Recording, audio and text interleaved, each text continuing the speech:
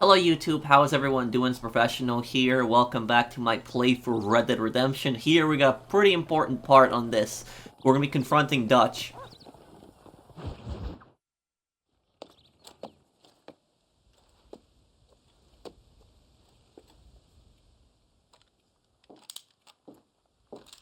What do you want, Marston? My family. I've done what you asked. No, you haven't. This is the land of opportunity, and I gave you the opportunity to save your family, and you failed. How could I possibly reward you? Marston, you're a public menace. We should have had you killed. I wish you had. But since you didn't, where's my family? Oh, spare me the noble savage fall on the sword tripe, will you, old boy? It's nauseating. You don't wish to be dead. You're an insignificant creature desperately clinging on to life like the rest of the scum in this town. Yeah, I know, it's tough. You like Dutch. He's a charming fellow. He makes sense. He's like one of those nature writers from back east. Only he takes things a tiny little step too far. Rather than just loving the flowers and the animals and the harmony between man and beast, he shoots people in the head for money and disagreeing with them. He's a goddamn killer. Now, I'm not a great intellect, but the metaphysical leap from admiring the flower to shooting a man in the head because he doesn't like the flower is a leap too far. So, I know it's easy. You see, me and Archer, we're the bad guys. We enforce the rules. Now, while the rules may not be perfect, they're really not so bad. Exactly. What's the alternative? Yeah. See, I'll tell you what the alternative is. It's not complicated. It's about one man and his gun versus another man. Sure, civilization may be dull, but the alternative, Mr. Marston, is hell. And the way you enforce this civilization, this freedom for men to like or not like flowers, or whatever in God's name you were just talking about, is to kidnap a man's wife and son? Well, I know there's contradictions. I'm not going to lie to you. Yeah, as I said, I'm not a great intellect. Now, after the debacle with the army and the bank, we have to put Mr. Vanderlyn to rest ourselves. Will you help us? Do I have any choice? Now that you mention it, no. Then what was that pretty speech in aid of? I don't rightly know, but it sure felt good saying it. Shall we, Mr. Marston? Let's go. So, Archer is a good cop, but Ross isn't, because Ross, you can tell he's just doing it all for the glory. He doesn't care about any of that stuff, any of the stuff that he's actually talking about. And also, Archer is one of the few characters in the game that I've seen that actually has good trigger discipline. He doesn't point his gun in a direction where it's unsafe.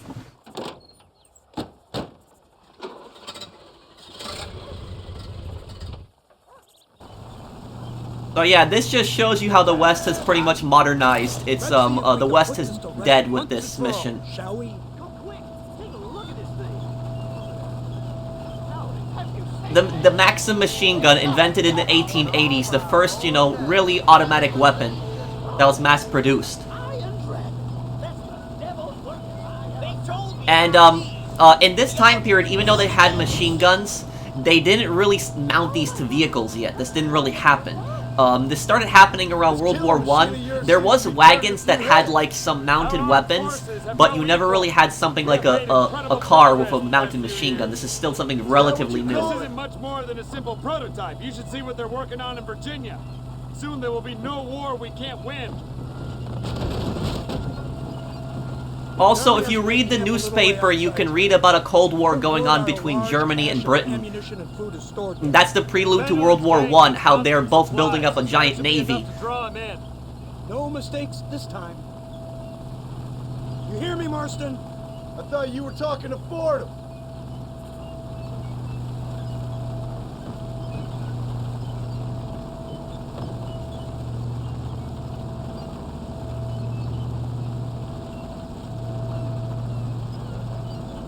Here they come! Look, they brought the machine gun!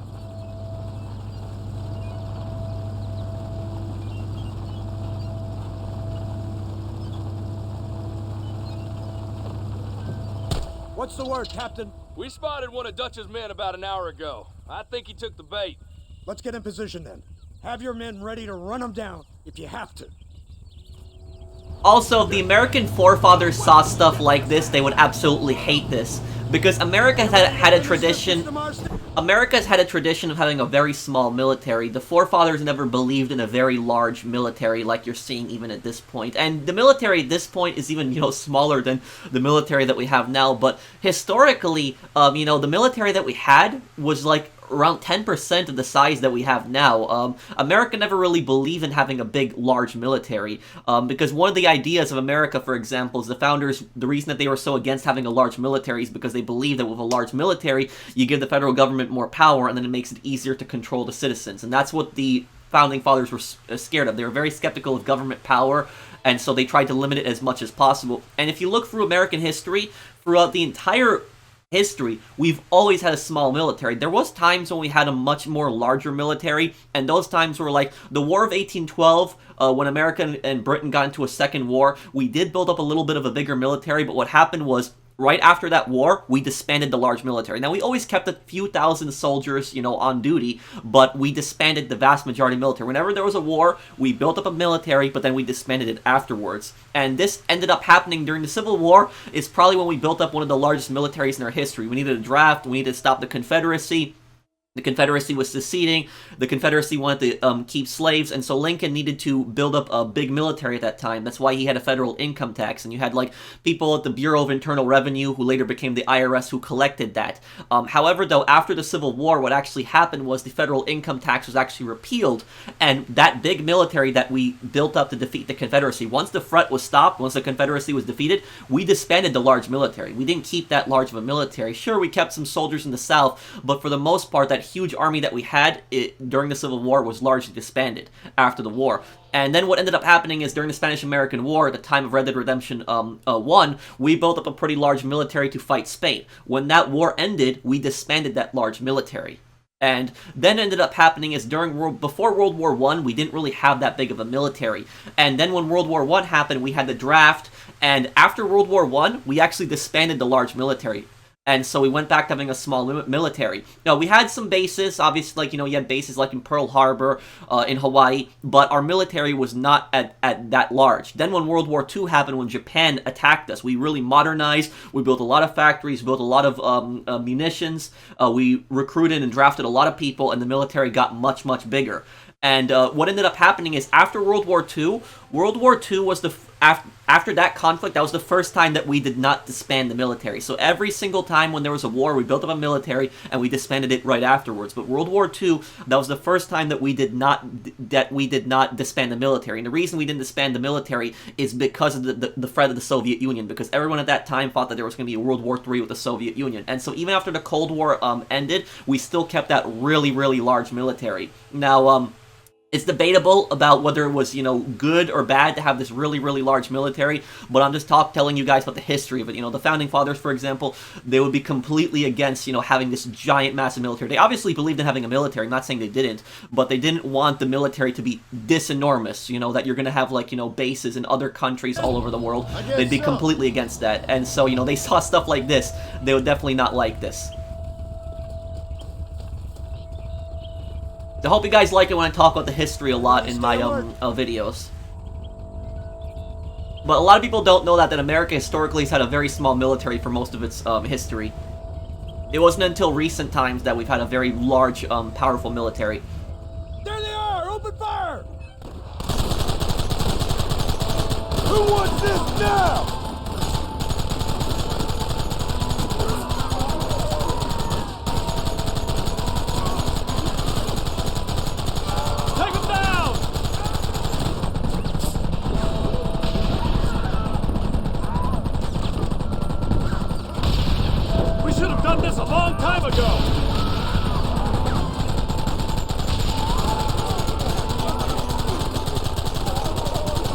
you bastards are there?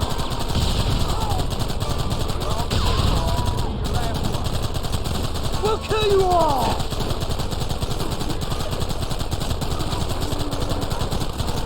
Kill those bastards! And there's so many. Kill them now!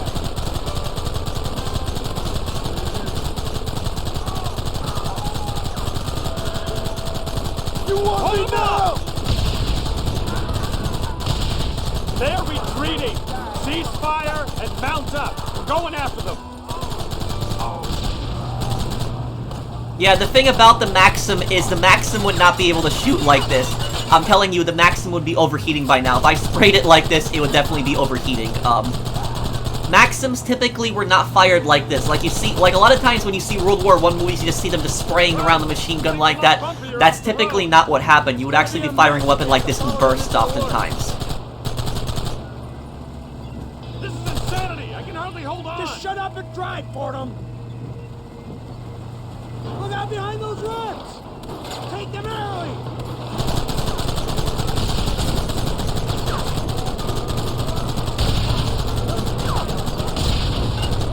Don't let them get through cover! I thought you wanted to kill me! Keep going!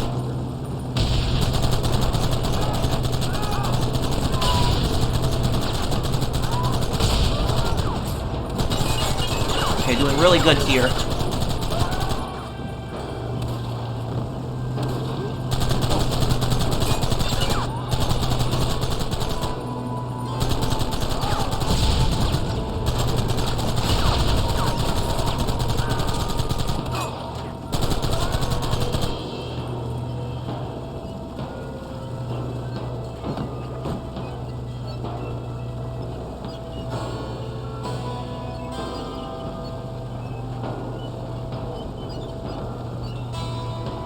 Quick, do something about that wreck! Come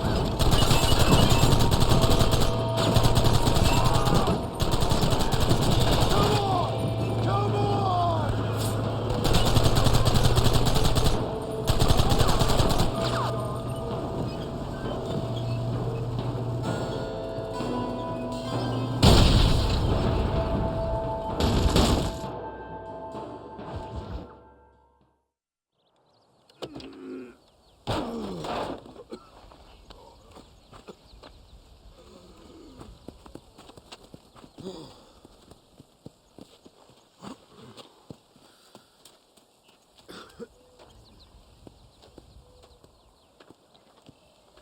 Well, Mr. Marston, it seems like your mentor Dutch no longer looks quite so kindly to his student. That man is insane. So it seems. I think we need to get him before sundown. As you say, Captain. Otherwise, he'll be gone again. And what if I say no? Now, before I shoot you myself, let me just point out the obvious. The one person we have left that can appeal to Mr. Vanderlyn is the last person we know who knows him. Your wife. That won't be necessary. Mr. Ross, Captain, let's go. Mount up, men. Let's move out. Come on.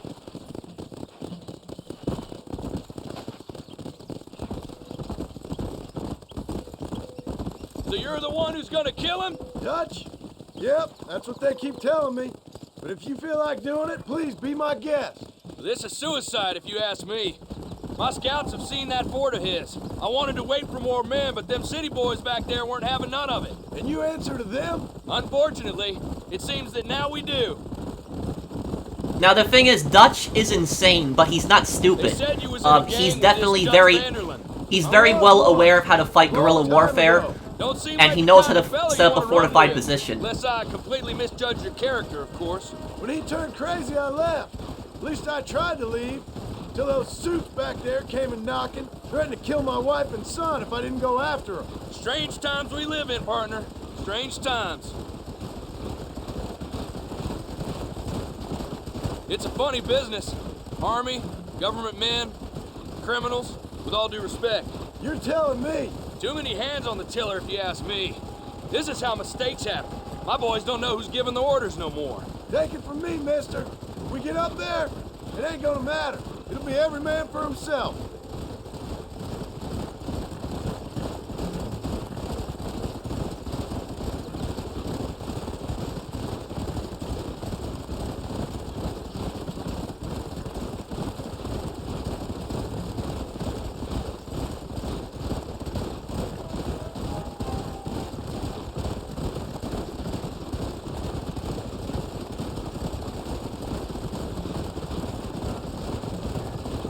Look at this. No, we must be getting up high now.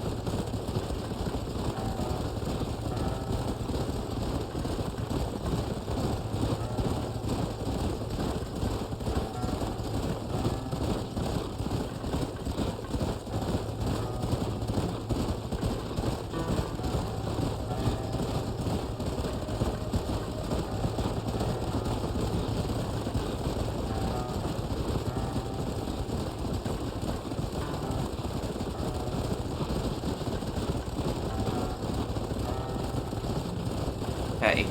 Yeah, we're nearing Dutch's fort at this point here.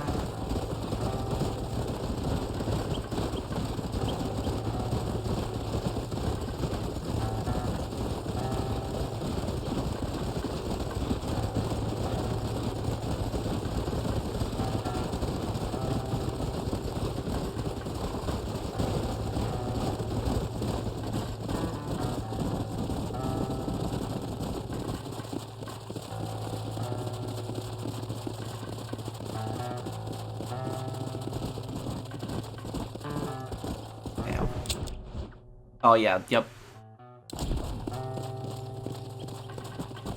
Let's go.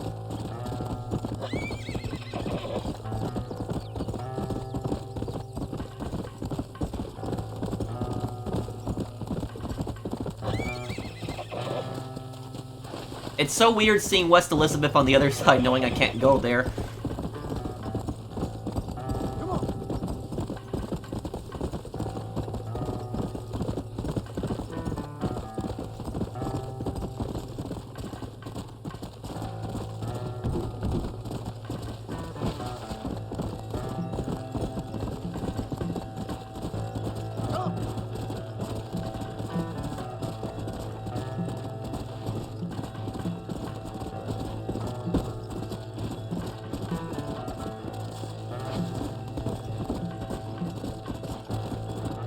Load up now.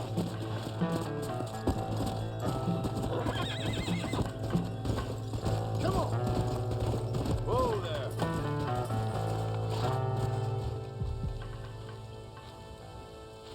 You, blow that gate open. Move, soldier.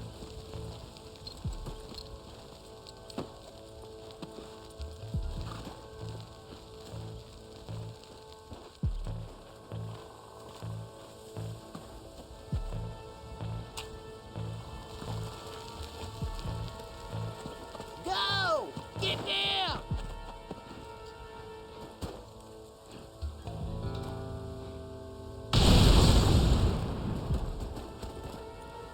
Forward! Move in! Come on, Now the thing boys, about this, everybody move in. Dutch's gang, okay. Some of these guys here, I bought the semi-automatic pistol from Mexico.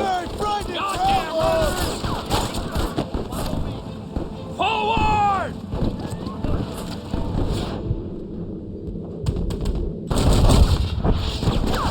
Drop your weapons. So about Dutch's gang, I was trying to say here, is that, are Dutch's gang the bad guys?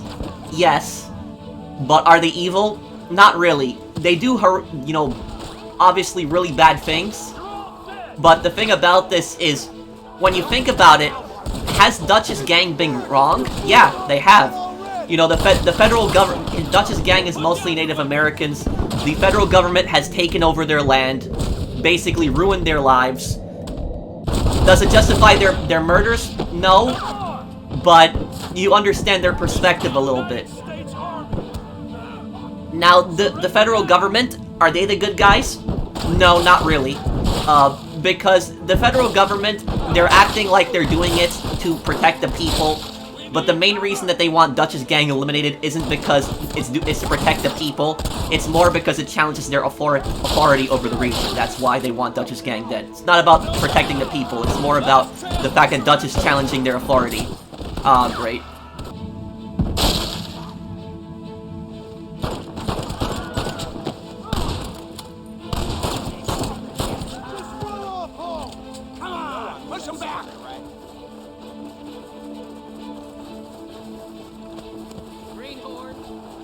Covering fire!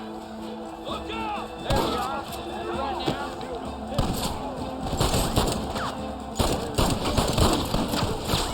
Hold it steady!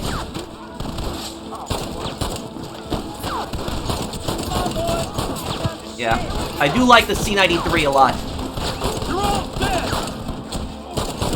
Just a bunch of women playing outlaw! Yeah, playing this game on hardcore, I would say, has had to be a lot more fun than regular mode. It's just so much more challenging. Okay.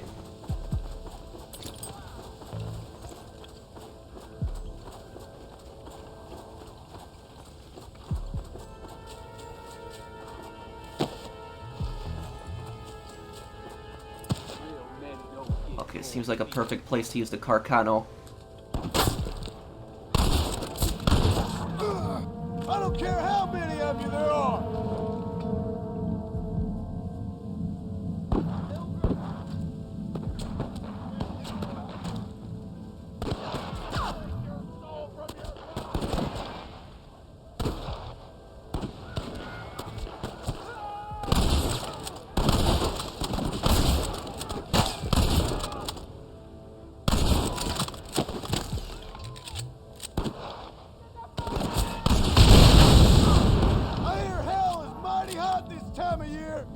I hear hell is mighty hot this time of year.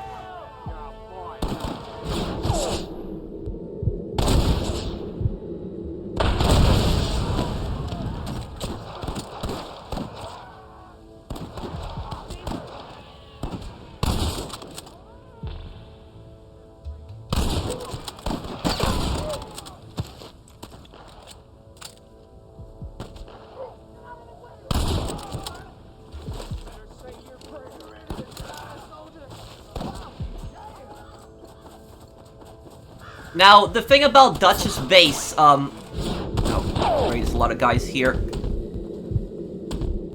think I'm about to get a lot of them in this. Wow, one dead eye, got a bunch of them there. Oh, you see that guy with the hat? That's the guy I always played as in the multiplayer in Red Dead Redemption 1. You scuffed me! You should have run away.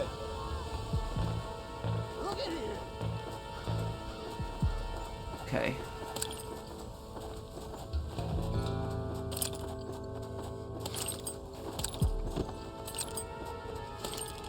Don't think you'll be wanting this no more, friend. Now, look at the way that Dutch's base is set up. Dutch's base is a double-edged sword. Because the thing about this base is there's only one way to really come in through, which makes it really good to defend. But at the same time it make it really hard to escape, because there's no other way to get out. So if you get cornered, you're pretty much screwed. However, though, there's several checkpoints in this base that they can fall back to, several, walls. So the base is definitely very well fortified.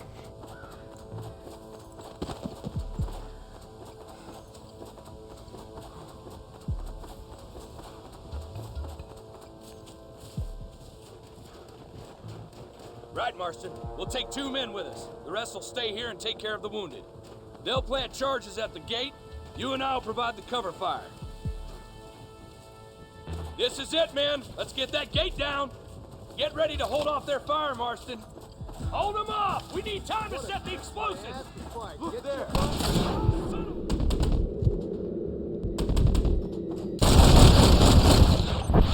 You ain't very blinded, pal!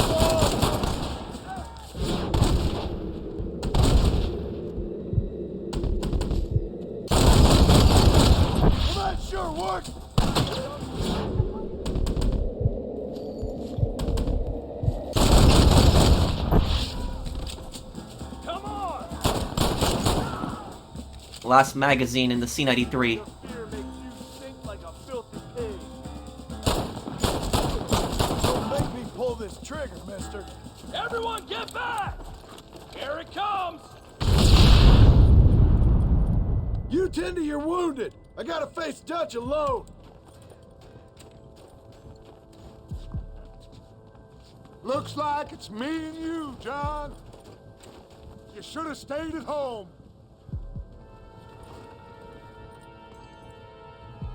You better follow me. Your father thought he... Why you wanna die? Now the thing about this, if you don't shoot at Dutch right away, you can actually hear a few little There's conversation. always a choice. You're just too blind to see. They got my family! Your family?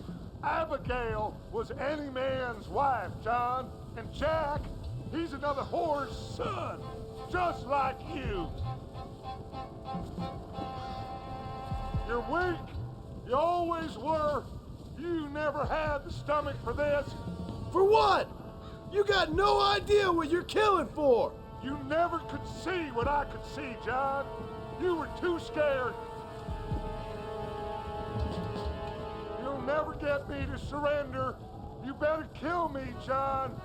If that's how it's gotta be! Well, come and get it then. Come closer. I got a surprise for you. There's no more surprises! It ends here! So yeah, you can hear a little bit of the dialogue between... So this is it? Your savage utopia? Up here in the mountains? You wouldn't understand. It's all in your head, Dutch! That's what drove you insane! What have you done? Apart from murder people? What have you changed, Dutch? More than you'll ever know. Is that, Give it up! You're trapped up here! Army's got this place surrounded! Ha! You always were a bad liar, John.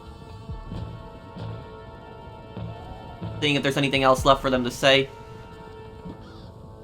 Abigail was enemy. He's another whore's son, just like you. Son of a bitch! God damn it! You'll never take me alive, John.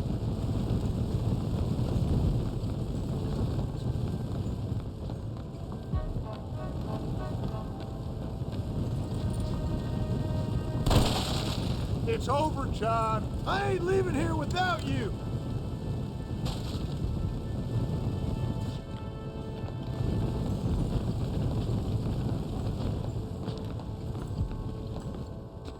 The cool thing is in the multiplayer Red Dead Redemption 1, you can actually use Dutch's machine gun.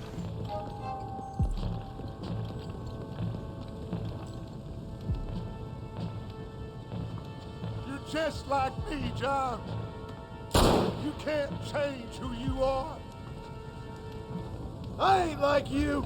So this is Dutch's quarters right here. A lot of people pass this, but he reads a lot.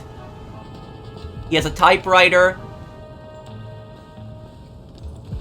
And you see, he lives in luxury.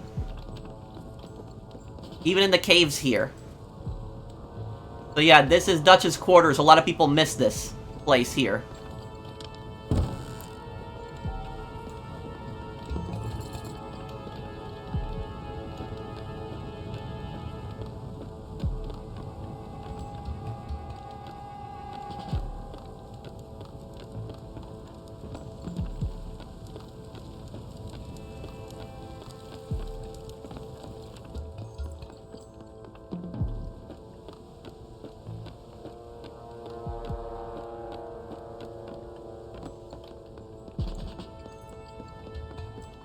You can't erase the past, John. Killing me, it won't make it go away.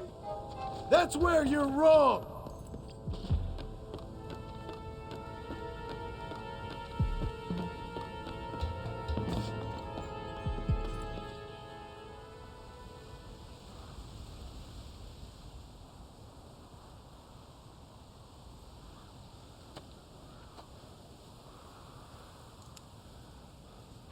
Hello again, John.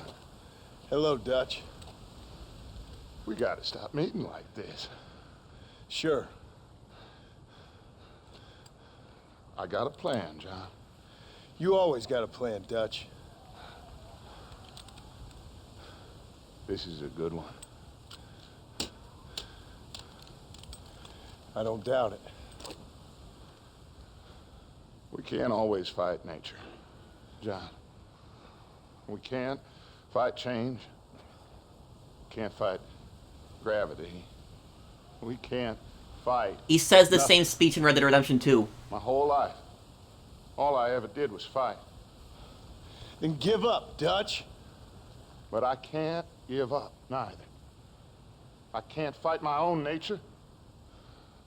That's a paradox, John. You see? Then I have to shoot you. When I'm gone, they'll just find another monster. They have to. Because they have to justify their wages. That's their business.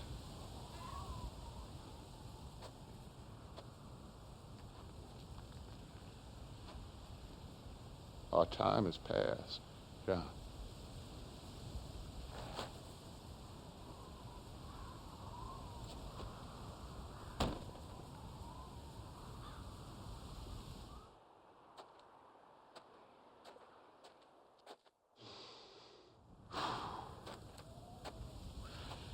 So at the end, you didn't have the guts to shoot him. The man's dead, Ross. Sure. Can I see your gun?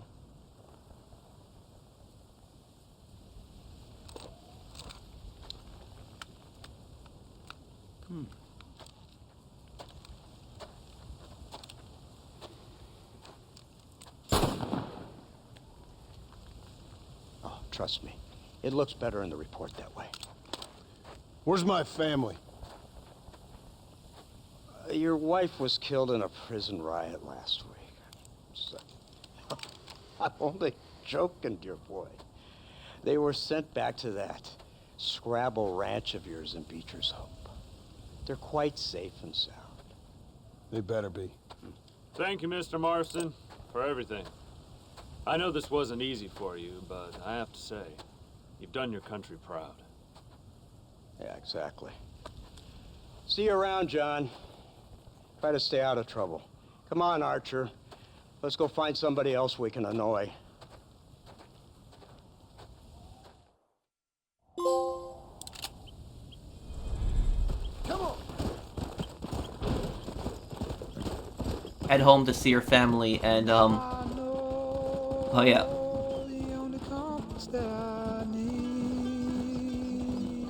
Yeah, the song isn't playing here. I'm not gonna mute it for copyright reasons. I'm gonna let it play.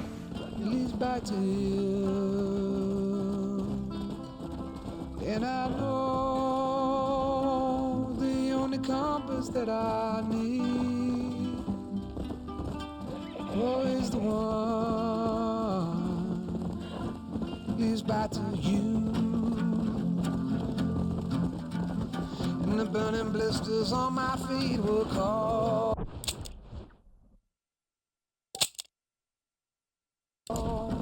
So hold me as I'm close to fall.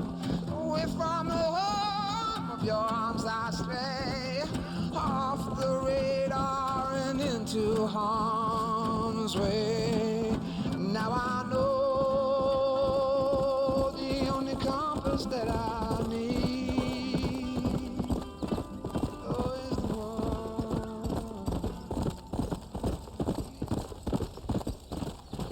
Come on!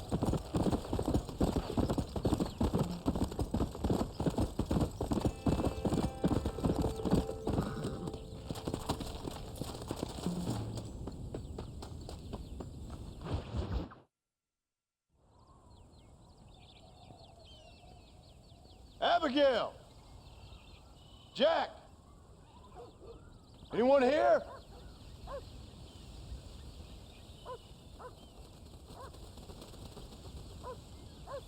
Anyone home? Oh, darling. I I never thought I'd see this day again. You no-good hillbilly piece of shit! I thought you was dead! I thought you was dead, John, huh? Where you been? Where you been? You know where I've been, darling. You know. You saw Dutch, didn't you? Yeah, I saw him. And Bill? Yeah, I saw him too. And you didn't go back to him?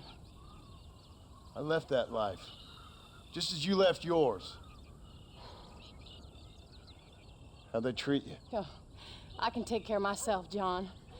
One guard got funny on me one time, but I wasn't so ladylike and he didn't try it again. Nor no one else. How's the boy? Oh, like you. And like me. Well, he's like a kid growing up without a father. That ain't fair. What is fair? Well, some trees flourish, others die. Some cattle grow strong, others are taken by wolves. Some men are born rich enough and dumb enough to enjoy their lives. Ain't nothing fair, you know that. We tried to change. I mean, ain't that what you're supposed to do? We did change. And it's over now.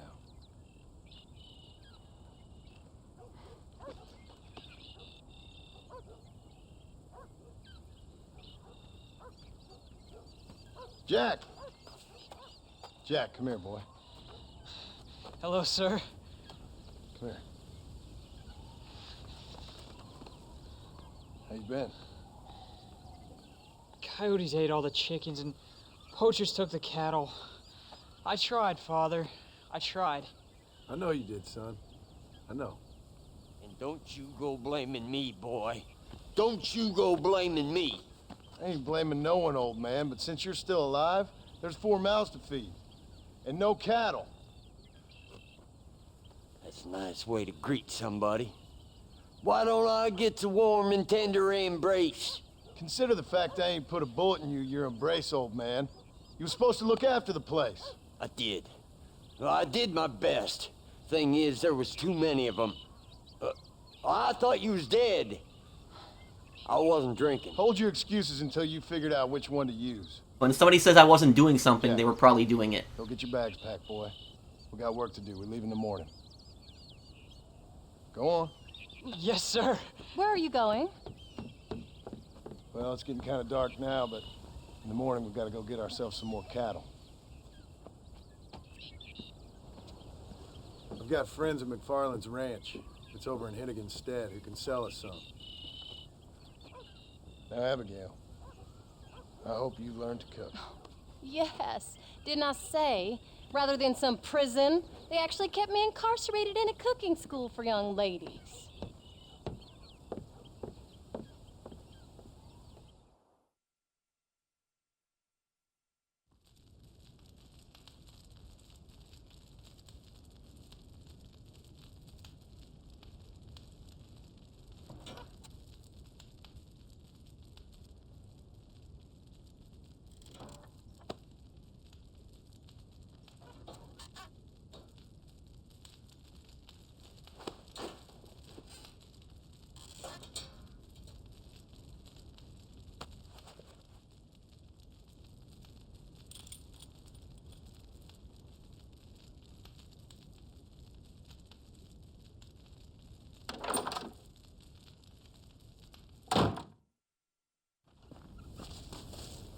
So I guess we will leave it off here, guys. Thank you guys for watching. I hope that you guys enjoyed this part. I wanted to show you guys when John goes back to his family. So thank you guys for watching. We're nearing the end of the game. I think we're going to have like 3 or 4 more parts left. But thank you guys for watching. I'll see you guys on the next one. Take care, everyone. Have a wonderful day, guys.